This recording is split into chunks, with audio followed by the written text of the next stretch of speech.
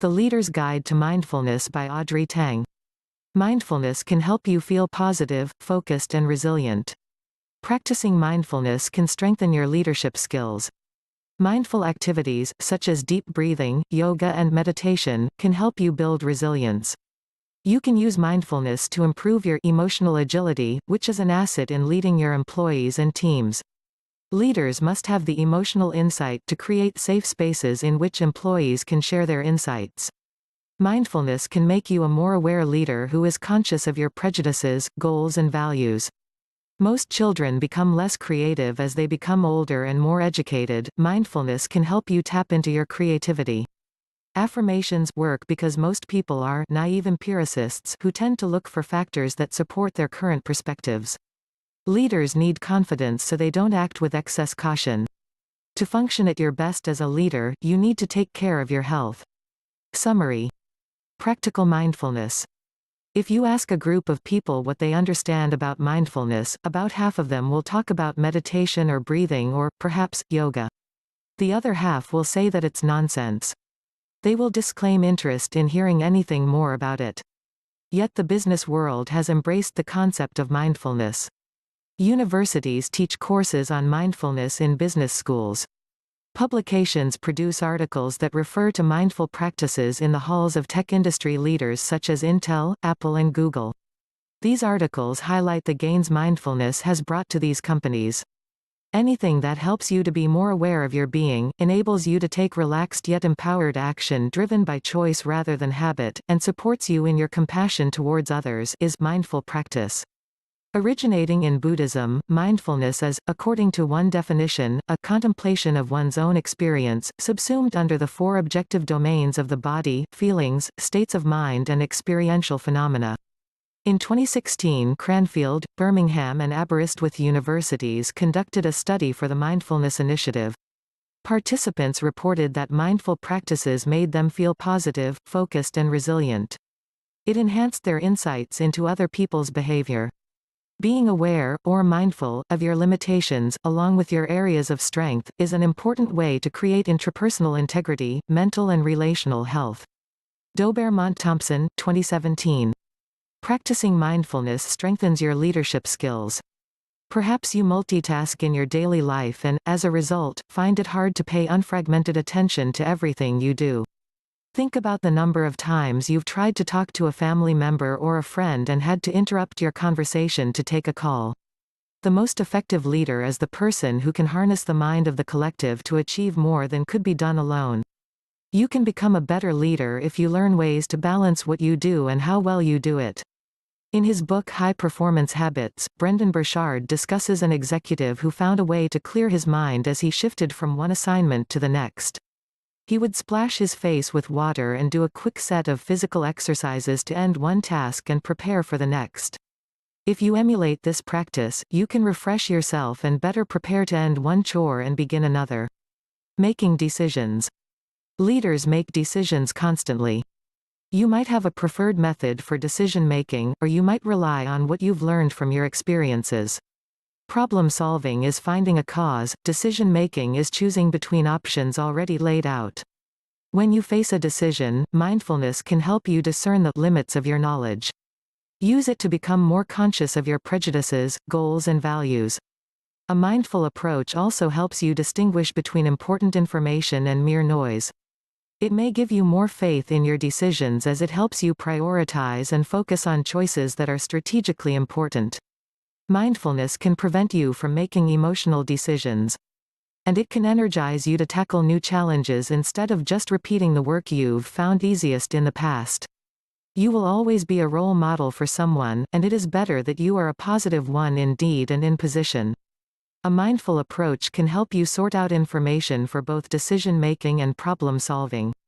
When you are trying to solve a problem, you attempt to find the root cause of an issue. When you make a decision, you pick among different options, and don't need to return to a root cause as you do in problem solving. You can turn to a simple rule to distinguish between a problem and a decision. If you know what you want, but don't know how to make it happen, you're confronting a problem. If you need to weigh different alternatives, but can't determine which option should prevail, you need to make a decision. The act of avoiding an issue to prevent someone else from difficulty is disempowering. You are not helping anyone through protecting them. Your biases can cloud both problem-solving and decision-making. When you confront a problem or need to make a decision, use all the senses that apply: sight, sound, smell, taste, touch, so you make yourself fully aware. Encouraging innovation. Do you have more or less creativity than you did when you were a child? Most children become less creative as they become older and more educated. That's one reason people respond with trepidation when leaders ask them to be more creative. As you supervise people, learn to distinguish between their creativity and their innovation. You can't measure creativity, and much of its quality and vigor depends on the person engaging in the activity. By contrast, people can innovate in line with their regular work, for example, when an employee modifies a relatively static system. Always reflect on any failure as an opportunity to learn and develop yourself and your team. Ask, "What can I learn?" instead of only, "What went wrong?" To encourage employees to innovate or to be more creative, help them overcome their emotional blocks. Staffers could fear that people might laugh at their suggestions. Or they could be apprehensive that someone might take credit for their ideas. As a leader, you want to find safe ways to allow your colleagues and employees to share ideas. With mindful practices, leaders can create a safe space in which employees can feel protected and able to express themselves. Promoting collaboration. Make sure your colleagues know you want to support and encourage collaboration. Use briefings to keep your team up to date about any challenges they face. Energize your colleagues to work together. Ask them to reflect about their progress and offer constructive suggestions. Use mindful meditation that encourages compassion to help team members become more accepting of each other and more willing to understand. Draw on all your colleagues to achieve collectively what none of them could do alone. Managing emotions.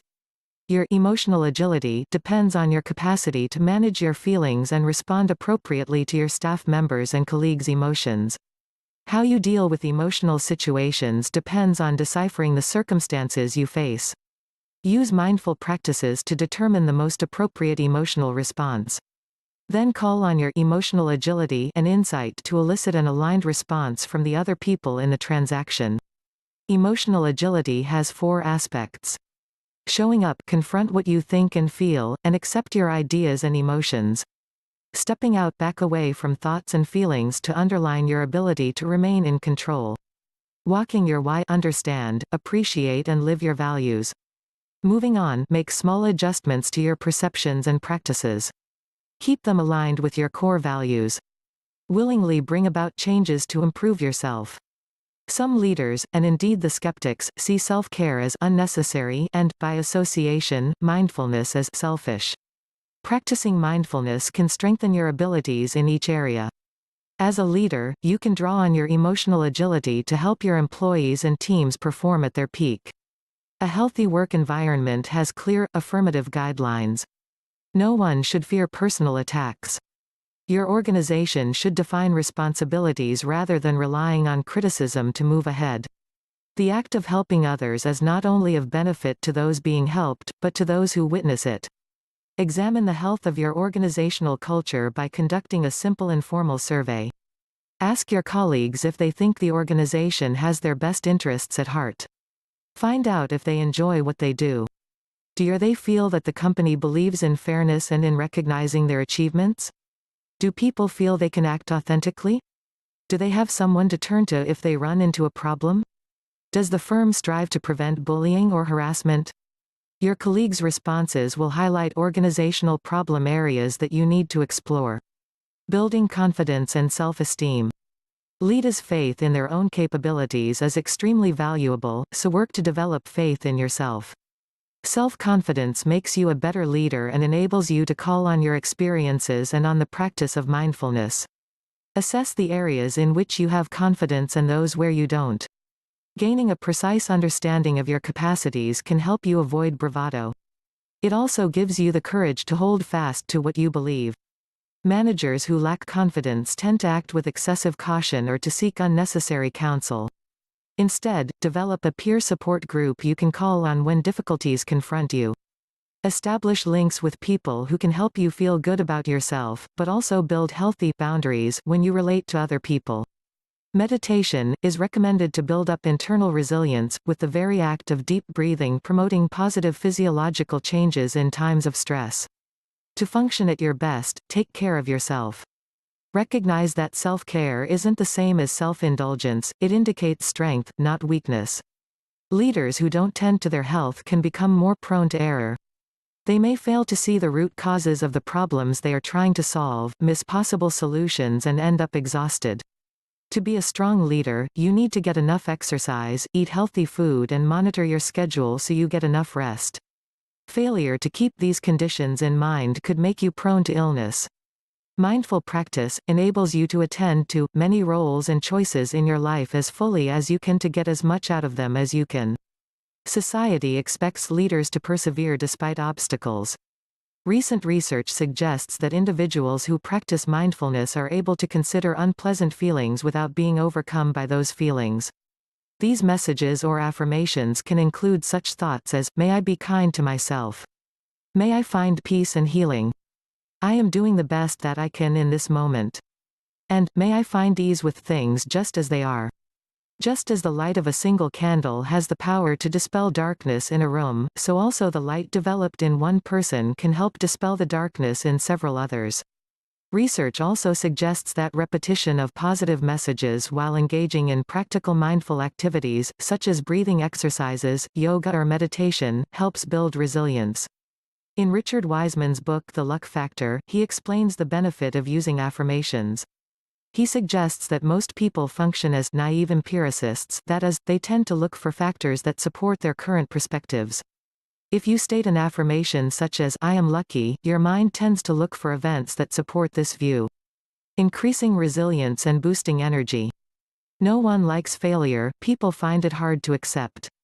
However, executives who confront a failed project or business endeavor can use mindfulness to examine what happened, where they may have failed, and what lessons they need to learn from this experience to prepare them for success in the future.